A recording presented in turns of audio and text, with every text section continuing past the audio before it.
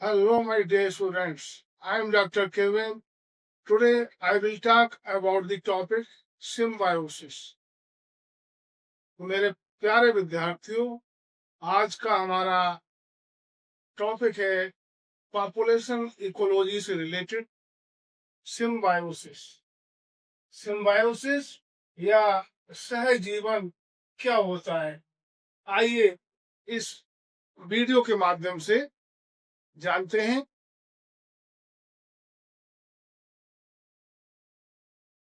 Heinrich Anton de Bary 1879, a German mycologist, first time used the term symbiosis.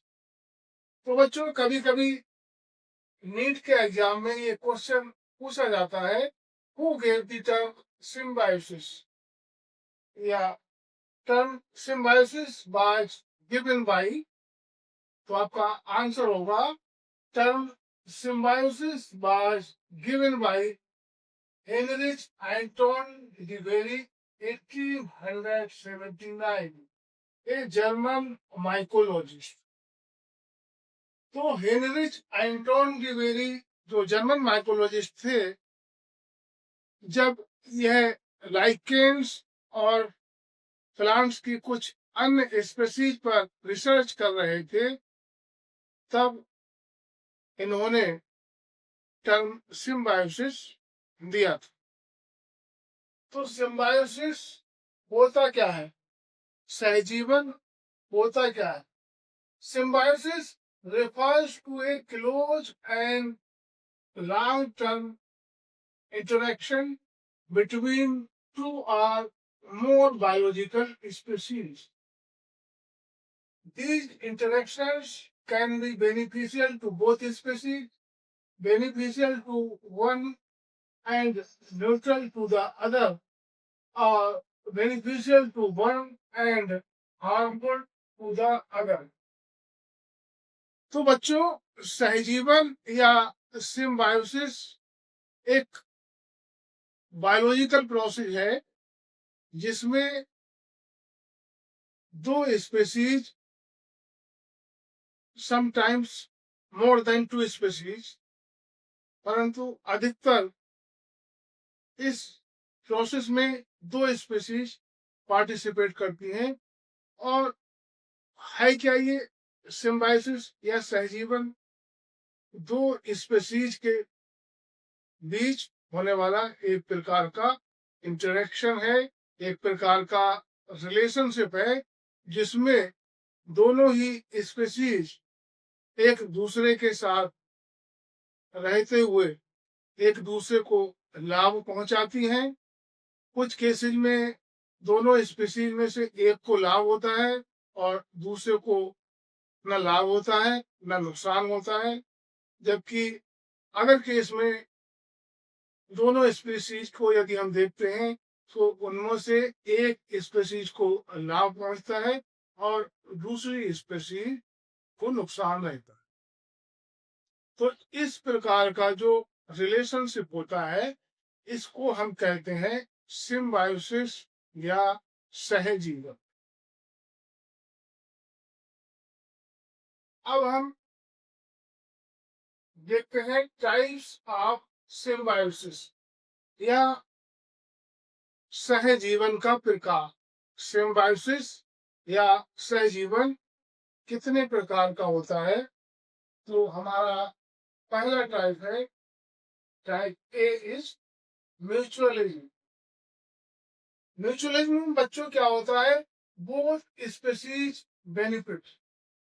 Mutualism में जो दोनों biological species होती हैं, वो दोनों ही एक दूसरे से लाभान्वित होती रहती हैं। कैसे लाभान्वित होती रहती हैं? फॉर एग्जाम्पल, हमारा पहला एग्जाम्पल है म्यूचुअलिज्म का लाइकेन। तो बच्चों, आप जानते होंगे लाइकेन्स क्या होते हैं।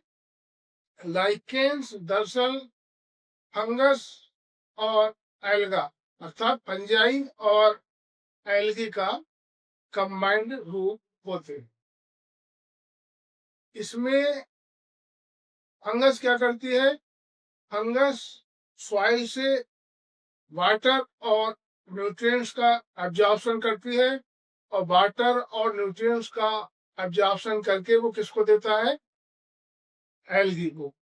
और एल्गी क्लोरोफिल होने के कारण फोटोसिंथेसिस द्वारा फूड का फॉर्मेशन करता है, और एल्गी, क्योंकि एल्गी ने फंजाई से न्यूट्रिएंट्स और वाटर लिया था, और उसके बदले में फंजाई क्या करता है? एल्गी को शेल्टर प्रोवाइड कर रहा है। तो एल्गी इसके बदले में फंजाई को फूड प्रोवाइड करता है।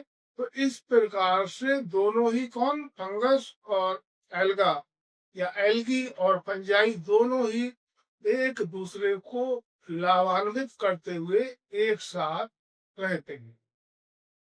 इस प्रकार का जो रिलेशनशिप होता है, जिसमें दोनों ही पक्ष एक दूसरे को लाभ पहुंचाते हुए साथ में रहते हैं, इसको एक और टर्म दिया जाता है। इसको टर्म दिया जाता है हस्बैंड एंड वाइफ रिलेशंस। उसको कहा जाता है husband and wife relations. Husband and wife relationship.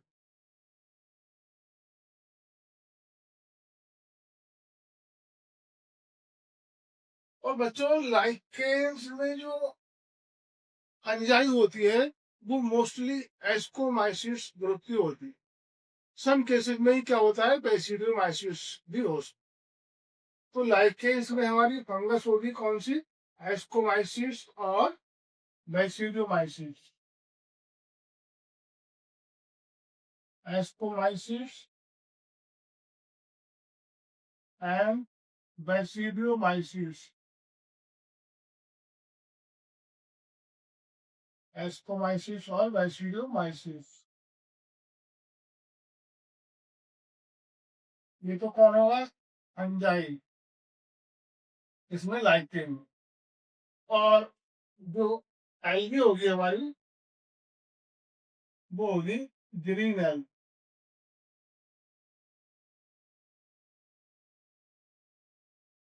और अधिकतर इसमें लाइकेन के केस में साइनोबैक्टीरिया इन्वॉल्व होती है, और साइनोबैक्टीरिया भी क्या है? Green algae. तो मेचुलिन का पहला हमारा एग्जाम्पल हुआ बच्चों लाइकेन। दूसरा एग्जाम्पल मेचुलिन का है mutual relationship between fig tree and wasp. Fig tree बच्चों क्या होता है? फिग ट्री मीन्स अंजीर का प्लांट, और वास्प मतलब ये जो ततैया जिसे हम बोलते हैं। फिग ट्री जो फाइकस स्पीशीज होती है, इसका बॉटनिकल नेम है फाइकस। तो फिग ट्री में, फिग ट्री के केस में क्या होता है? इसमें इसके फिग के फ्लावर में पॉलिनेशन कौन करता है? बस पॉलिनेशन करता है फ्लावर में, जिसके परिणाम स्वरूप इसमें फ्रूट बनता है। कहाँ पर? फिग ट्री में। तो जो वास्प है वो पॉलिनेशन कर रहा है, फ्लावर को पॉलिनेट कर रहा है, जिससे फ्लावर फ्रूट में डेवलप हो रहा है। और बदले में वास्प को फिग ट्री क्या प्रोवाइड कर रहा है? फूड फूड प्रोवाइड कर रहा है और शेल्टर प्रोवाइड कर रहा है। जो फिग ट्री में फ्रूट डेवलप होता है, उसके सीड्स को वास्प का लार्वा न्यूट्रिशन के रूप में ग्रहण करता है। तो यहाँ पर वास्प क्या कर रहा है? फ्लावर को पॉलिनेट कर रहा है, जिसके परिणाम स्वरूप फ्लावर फ्रूट में चेंज हो रहा है। और फिर ट्री उसको क्या प्रोवाइड कर रहा है? बाप को शेल्टर प्रदान कर रहा है, अर्थात रहने का स्थान प्रदान कर रहा है, और साथ ही वास्प के लार्वा के लिए भोजन या फूड भी प्रोवाइड कर रहा है। वास्प का जो लार्वा है वो फिग का जो फ्रूट होता है उसके सीड्स को बड़े चाव से खाता है। तो ये भी म्यूचुअलिज्म का एक बेस्ट एग्जाम्पल है। कौन सा? Mutual relationship between fig tree and बांस। अब बढ़ते हैं, नेक्स्ट टाइप देखते हैं क्या है। हमारा सेकेंड टाइप ऑफ सिम्बायोसिस है कॉमन सेलिंग। तो आइए देखते हैं कॉमन सेलिंग क्या होता है। तो बच्चों, सेकेंड टाइप ऑफ सिम्बायोसिस है कॉमन सेलिंग। कॉमन सेलिंग में क्या होता है? One species benefited while the other is not affected। Common selling के केस में बच्चों, जो दो बायोलॉजिकल स्पीसीज इंटरेक्शन करती हैं, जो दो बायोलॉजिकल स्पीसीज होती हैं, उनमें आपस में जो इंटरेक्शन होता है उसके परिणाम स्वरूप उनमें से एक स्पीसीज को तो लाभ पहुंचता है, एक स्पीसीज बेनिफिट प्राप्त करती है, जबकि दूसरी जो स्पीसीज होती है उस पर कोई प्रभाव नहीं पड़ता है। उसको ना तो कोई बेनिफिट पहुंचता है और ना ही उसे कोई नुकसान होता है। तो कॉमन सेलिंग क्या है? One species benefited while the other is not affect. और इसका बच्चों पहला एग्जाम्पल है an orchid growing as epiphyte on mango tree. Orchid इसका मेन एग्जाम्पल है।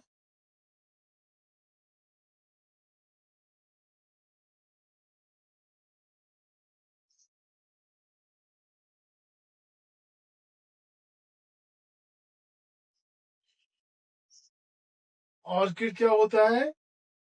ऑर्किड एपिफिटिक प्लांट है, एपिफाइट है, जो मैंगो ट्री पर ग्रो करता है।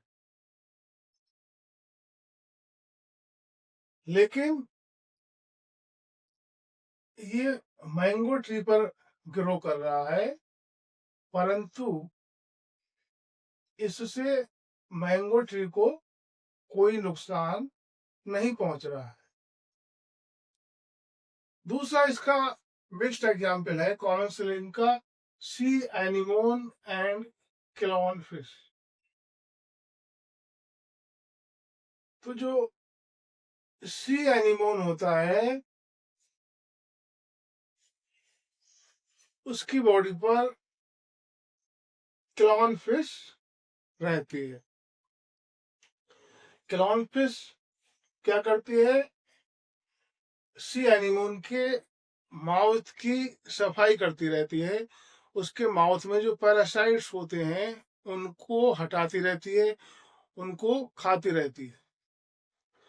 तो इस प्रकार से क्लाउन फिश को तो फूड मिल जाता है, कहाँ से? सी एनिमल से।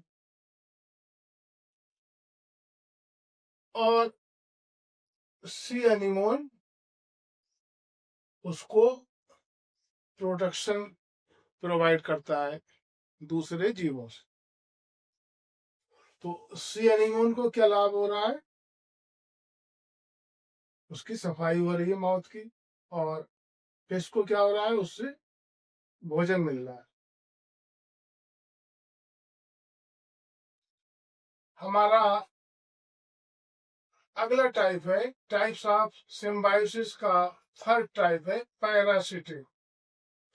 पैरासिटिज्म के केस में बच्चों क्या होता है? Beneficial to one species and harmful to other. इसमें जो दो बायोलॉजिकल स्पीसीज इंटरेक्ट करती हैं आपस में, उनमें से वन स्पीसीज के लिए तो ये बात लाभदायक होती है, जबकि दूसरी जो स्पीसीज होती है उसको नुकसान पहुंचता है। पैरासिटिज्म में जो दो बायोलॉजिकल स्पीसीज पार्टिसिपेट कर रही हैं उनमें से एक स्पीसीज को फायदा होगा और दूसरी स्पीसीज को नुकसान होगा।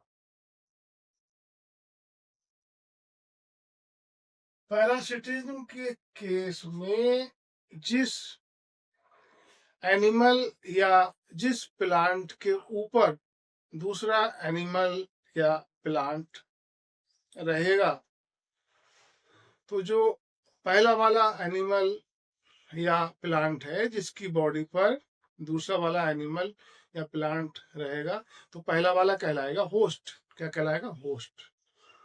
और जो दूसरा वाला है, जो पहले वाले की बॉडी पर रह रहा है, अर्थात होस्ट की बॉडी पर रह रहा है, वह कहलाएगा पैरासाइट।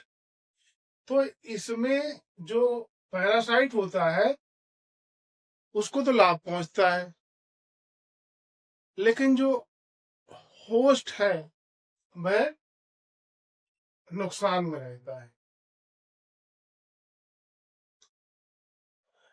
पैरासिटिन का एग्जाम्पल है, पहला एग्जाम्पल है कसकुटा।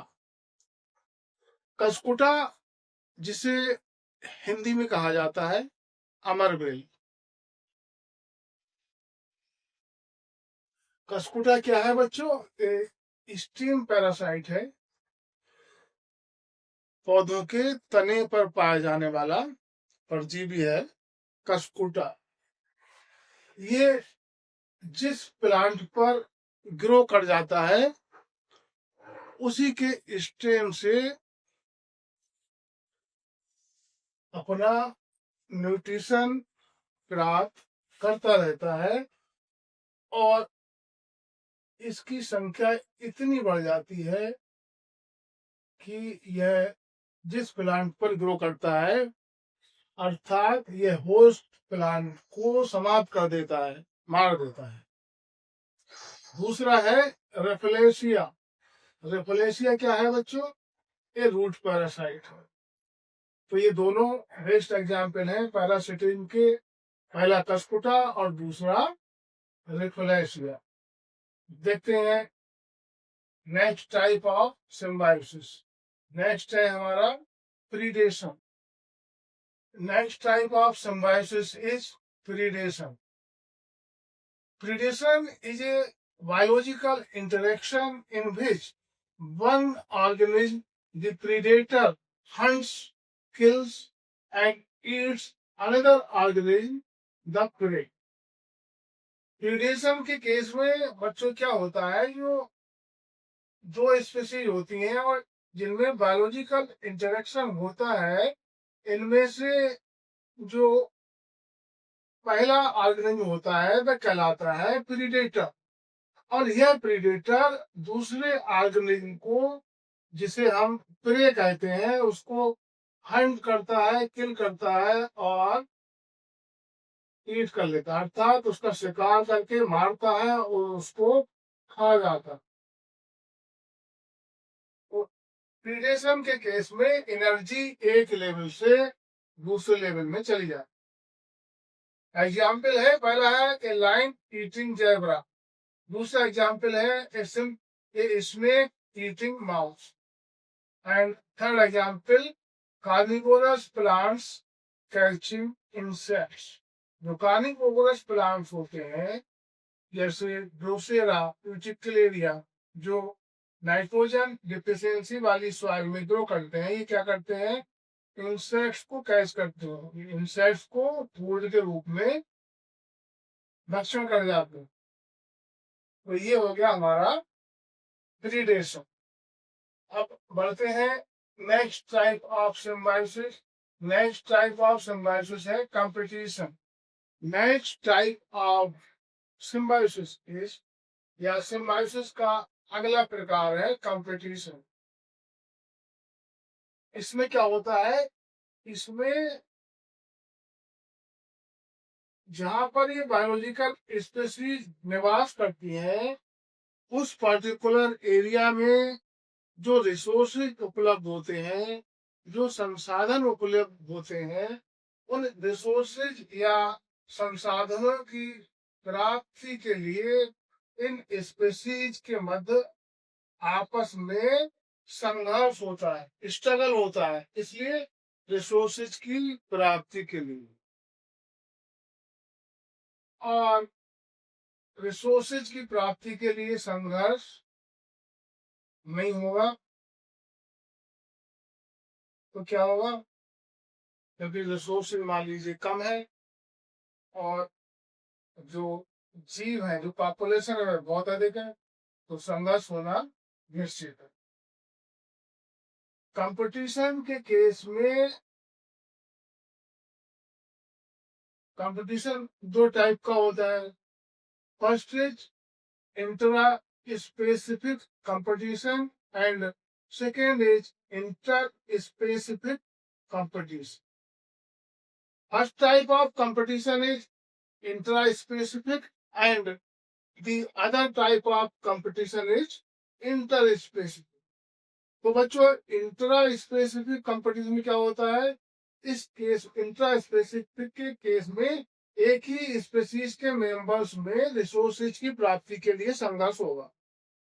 अर्थात इंट्रा स्पेसिफिक के केस में जो रिसोर्सेज की प्राप्ति के लिए संघर्ष होगा वो केवल एक ही प्रकार की स्पीशीज के मेंबर्स में होगा, जबकि दूसरी तरफ inter specific type of competition के केस में जो रिसोर्सेज की प्राप्ति के लिए होने वाला संघर्ष है वह कई स्पीशीज के मेंबर्स के मध्य होता है।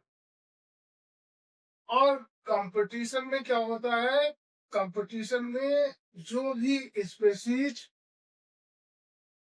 सर्वश्रेष्ठ सिद्ध होती है या जो भी स्पीशीज संसाधनों को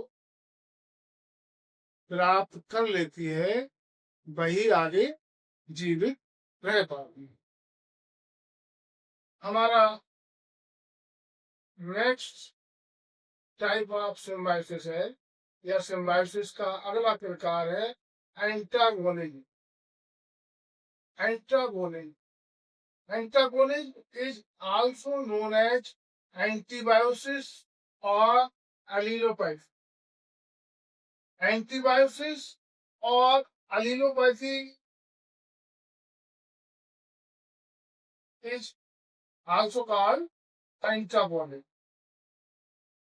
तो हमें इससे कंफ्यूज नहीं होना है, एंटागोनिज्म क्या है, एंटीबायोसिस क्या है या एलिलोपैथी क्या है, ये तीनों ही टर्म एक ही बात शो कर रहे हैं। एंटागोनिज्म के केस में बच्चों इसमें एक ऑर्गेनिज्म कॉम्प्लेक्स मेटाबॉलिक एक्टिविटीज के द्वारा कुछ ग्रोथ इनहिबिटर्स या टॉक्सिकेंट्स प्रोड्यूस करके दूसरे ऑर्गेनिज्म की ग्रोथ को पार्शली या कंप्लीटली रोक देता है। एंटागोनिज्म के केस में जो पहले वाला ऑर्गेनिज्म है या जो इसमें दो ऑर्गेनिज्म होंगे तो इसमें से एक ऑर्गेनिज्म क्या करेगा, कॉम्प्लेक्स मेटाबॉलिक एक्टिविटीज या जटिल उपापचयी क्रियाओं के द्वारा कुछ ग्रोथ इनहिबिटर्स या टॉक्सिकेंट, कुछ वृद्धिनाशक या जहरीले रसायनों को प्रोड्यूस करता है,